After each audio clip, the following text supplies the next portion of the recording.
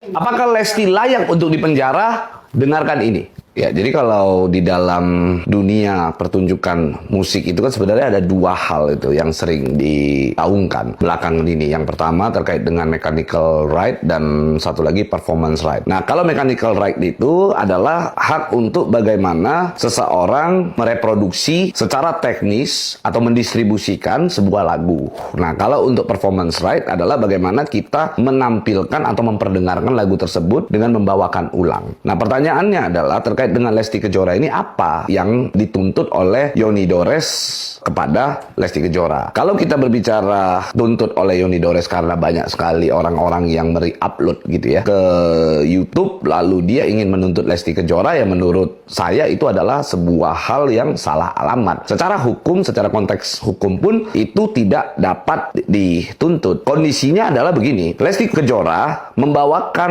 lagu tersebut di dalam sebuah acara yang mana acara-acara tersebut juga ada penyelenggara. Harusnya penyelenggara lah yang melaksanakan kewajibannya kepada si pencipta. Nah, kalau seandainya sampai di-upload, kita harus lihat YouTube tersebut, akun tersebut punya siapa? Siapa yang mendapatkan nilai ekonomis dari uploadan atau unggahan video tersebut gitu. Ini kan sebenarnya menjadi dilematis begitu. Kadang-kadang yang buat gua menggelitik gitu adalah banyak pencipta lagu yang tidak sadar diri. Dia ingin menuntut haknya dia, tetapi dengan cara-cara yang menurut gua justru tidak beretika, tidak memahami bagaimana struktur atau konstruksi hukum itu sendiri begitu. Nah, kalau kita melihat bahwa Yoni Dores hari ini dia menuntut Lesti Kejora dengan mengungkapkan bahwa Lesti Kejora kalau nggak ada lagu itu nggak akan naik. Loh, justru orang mau mengundang Lesti Kejora karena itu Lesti Kejora. Namanya mempertunjukkan. Mempertunjukkan harus yang terbaik. Kalau menurut gua itu salah alamat. Harusnya Yoni Dores kalau dia memang mau menuntut, dia cek siapa sih penyelenggara acara tersebut. Ya dia tinggal laporkan si penyelenggara acara, bukan Lesti Kejora. Lesti Kejora sudah melakukan apa yang seharusnya dia lakukan, kan artinya dia menyanyikan sebuah lagu. Kan gue ingin sampaikan kepada Yoni Dores, sebaiknya untuk hentikan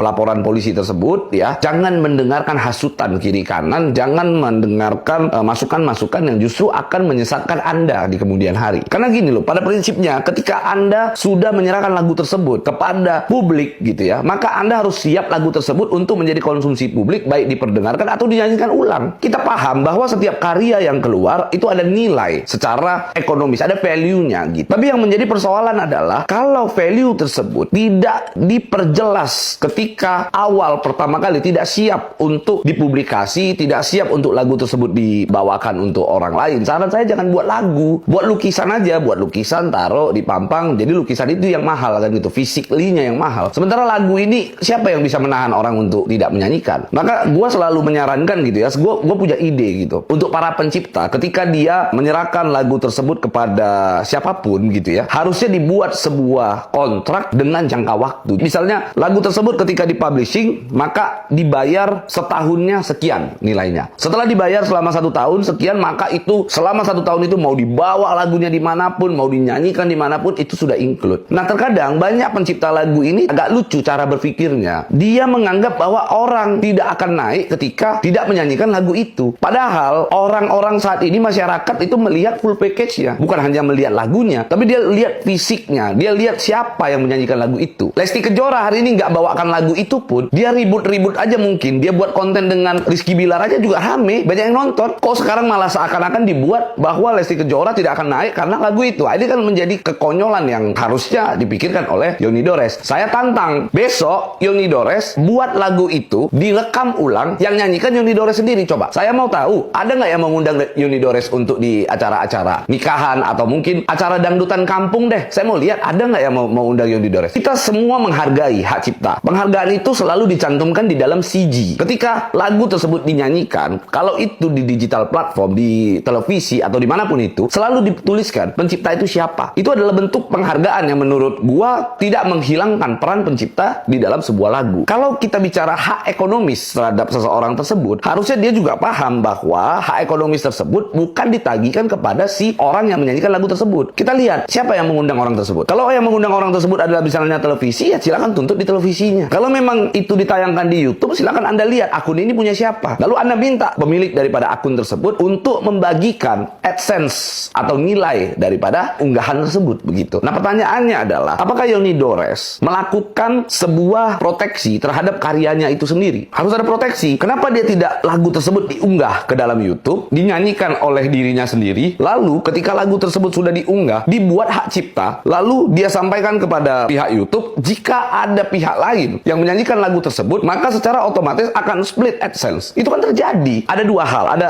Kita nggak bisa menduga-duga, tetapi ada dua hal memang yang jalur yang bisa ditempuh gitu. Yang pertama adalah dengan sengaja melakukan perbuatan melawan hukum. Itu bisa dilakukan gugatan secara keperdataan melalui pengadilan negeri setempat. Karena di sana ia menuntut hak, menuntut nilai ekonomis ketika dia menciptakan sebuah lagu. Ada juga memang satu bentuk langkah pelaporan polisi karena diduga adanya sebuah tindak pidana di dalam penggunaan hak cipta tersebut. Nah, pertanyaannya, penggunaan hak cipta tersebut dilakukan dengan cara melawan hukum apa tidak? Oleh penyelenggara acara, lalu YouTube tersebut juga memang milik orang lain, maka itu tidak bisa dipidana. Dari mana jalannya? Nah, sekarang persoalan kembali, apakah Yoni Dores melindungi lagunya dengan mendaftarkan ke BJKI atau HKI gitu, hak kekayaan intelektual? Apakah dia melakukan itu? Kalau dia melakukan itu, mungkin dia bisa menempuh jalur pidana, tapi bukan Lesti Kejora yang dilaporkan. Justru yang bisa dilaporkan adalah YouTube, akun YouTube yang memang mengunggah video tersebut gitu, bukan Lesti Kejoranya. Sebenarnya kan di dalam undang-undang itu sudah jelas mengatur hak dan kewajiban para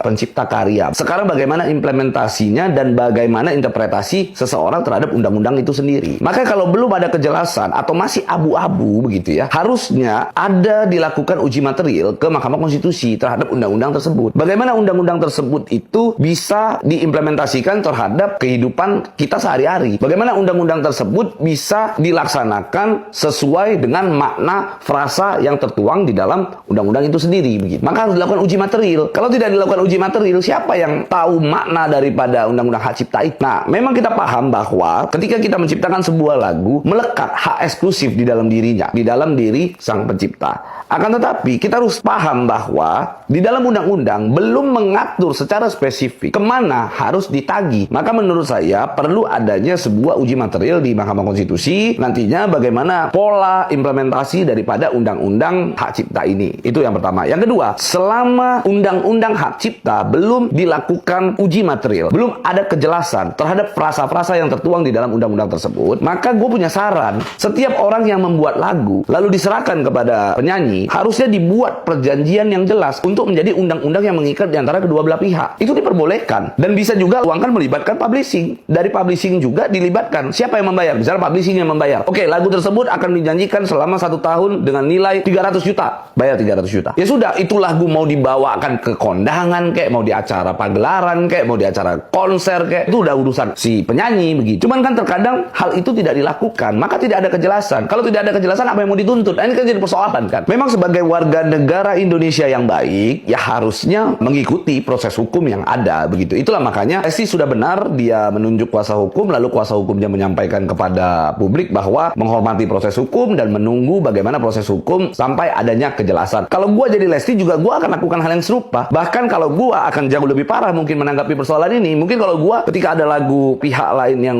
menuntut gua untuk urusan lagu itu yang salah alamat begitu ya, tuntutannya juga salah alamat, mungkin akan gua candain, mungkin akan gua kata-katain juga gitu di publik. Ini kan yang sebenarnya harus dipahami oleh pihak sebelah sana, pihaknya Yoni gitu. Maka bersyukurlah dengan keadaan yang saat ini ada, duduk bareng itu adalah solusi untuk segala sesuatu. Jangan dikit-dikit dibawa ke ranah hukum, apalagi cuman urusan lagu, hak cipta yang menurut gua hal itu bisa dibicarakan. Lesti juga menurut saya adalah orang yang baik. Kenapa sih harus kita mempersoalkan urusan hak cipta ini? Seakan-akan ada kesan di sini dari pihak sana mungkin ingin memanfaatkan nama besarnya Lesti untuk kepentingan pribadi, kepentingan yang lain. Ini dugaan gua ya. Nah, ini yang perlu sama-sama kita lihat, masyarakat juga bisa melihat itu. Kepada Lesti, menurut gua jangan khawatir karena saat ini terjadi kekosongan hukum terhadap undang-undang itu sendiri. Itu yang pertama. Yang kedua, laporan itu secara hukum menurut saya, bahkan menurut praktisi lain yang mungkin saya tahu itu adalah salah alamat begitu ya. Jadi jangan pernah khawatir, kalau memang ada kendala, saya siap untuk kita dukung Lesti, kita bela Lesti. Jangan sampai hal-hal tersebut akan menjadi presiden buruk di dalam dunia hak cipta, apalagi permusikan di Indonesia.